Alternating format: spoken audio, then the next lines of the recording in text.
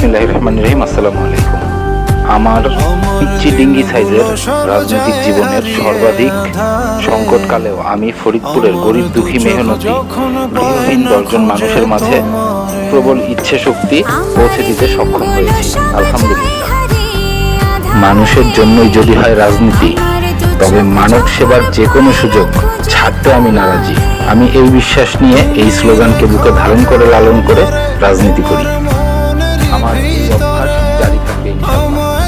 সবাই আমার জন্য দোয়া করবেন, আমাদের জন্য দোয়া করবেন। আমরাই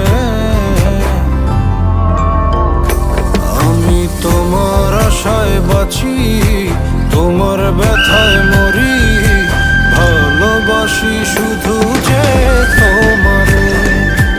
আমি তোমার আশায় বাঁচি, তোমার ব্যথায় মরি। দোয়া করেন, খুশি তো আপনি?